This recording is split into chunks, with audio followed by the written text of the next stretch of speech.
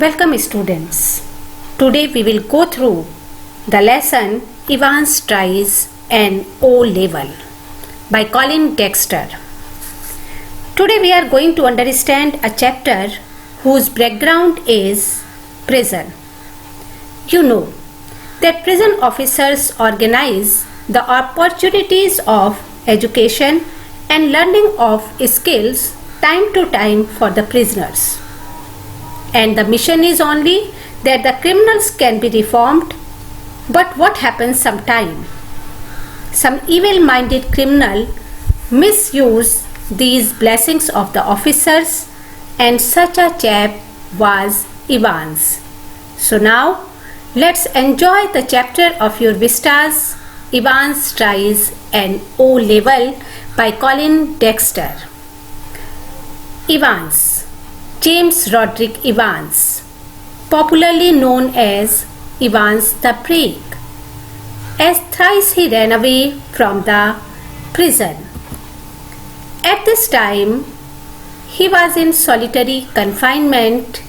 He was in a single cell at HM Prison, Oxford, D Wing.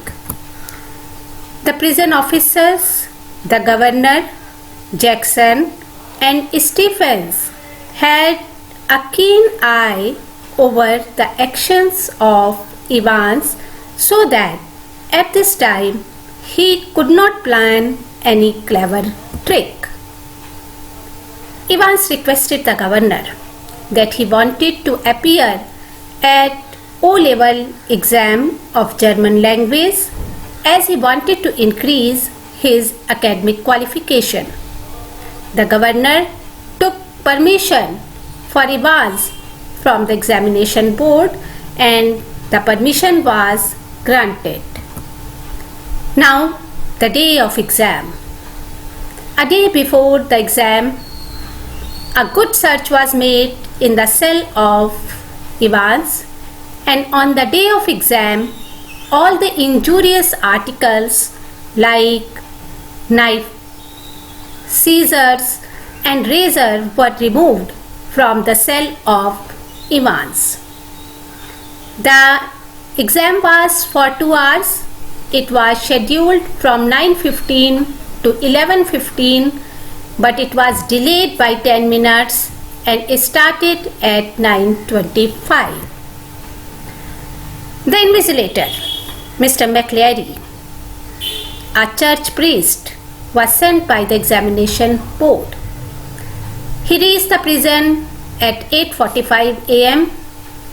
Thoroughly inspected, he carried a briefcase that was opened, and there were a sealed question paper bag, an invigilator form provided by the examination board, a paper knife, a Bible, the church times, the newspaper, and also a rubber tube.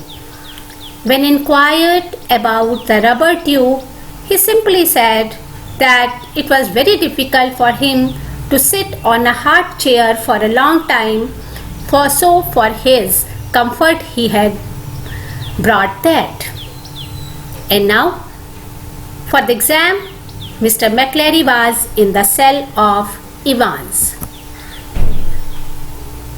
First of all, when at 9:25 exam started, Evans was advised to write the name of paper 021-1 on the left hand corner, index number 313 on the right hand corner, center code 271A just below. At 9:40, the governor received a call from the secretary of the examination board, and he told him about some correction in the question paper, as they forgot to place the correction slip inside the question paper bag. At 10:50, Evans requested that he wanted to wrap himself in a blanket. The permission granted, and at 10:51, Evans was properly wrapped. 11:20, the invigilator announced 5 minutes left, and at 11:25 exam was over and the invigilator was out of the prison. Stephens returned, wanted to know about Ivan's reaction after the exam, but what he found that Evans was not there. The injured McLeary was laying on the floor. The blood was on the floor. The governor came. There was siren in the prison. Officers were running here and there. And when the governor asked something to McLeary, he showed him the photocopied sheet, stipulated to the last page of the question paper in a very clever way. But that helped them to detect the route to be followed by Evans to run away from the prison. It was from Elsfield Way to Haddington roundabout, then going straight towards Newbury. The governor, puzzled at this time, immediately called the detectives Carter and Bell.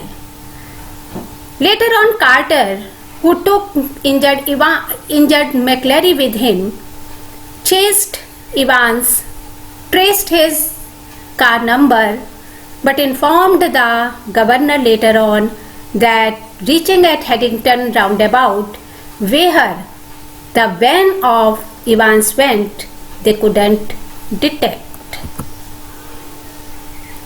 After some time in his investigation, the governor rang the hospital, wanted to inquire about the injured McLeary, but hospital informed that they had no patient with the name McLeary. The governor sent some officer at the house of real McLeary and found the real McLeary bound and gagged, who informed that in the morning 8:15 two men came, took articles from him and bound him tightly. The upset governor was viewing and reviewing the question paper and correction slip again and again. He knew a little bit German. Looking at the correction slip, he got the information that it was indicating the Hotel Golden Lion. But which Golden Lion? He was viewing index number, center code suddenly stuck to his eyes, 313, 271, and then immediately asked for Ordnance Survey map of Oxfordshire and got the information that it was indicating the middle of Chipping Norton. It means he got the location of Evans' stay. He sent his team. He rushed towards the Golden Lion Hotel. And on the other hand, the charming chap Evans reached the hotel, took the key of his room from the receptionist in a smiling way, proceeded towards the room, opened the door, switched on the light, and was surprised to find that the governor was sitting there. Before handcuffing Evans, the governor wanted to know how Evans could plan this flight, and Evans started him from the beginning when he started his night tuition. The tutor was his friend. He had many helpers and supporters inside and outside the prison, and then solved the mystery regarding blood by saying that the rubber tube that was taken by the invigilator was filled with the blood of man as well as the blood of pig. Now Evans was handcuffed. The governor and Evans were proceeding towards the van.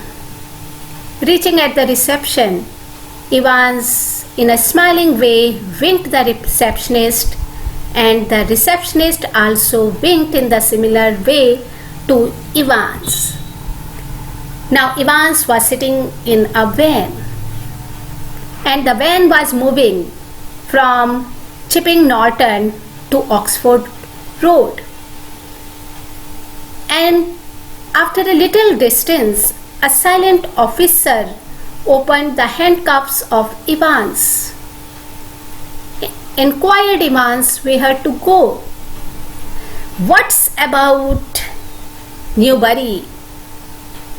Evans said.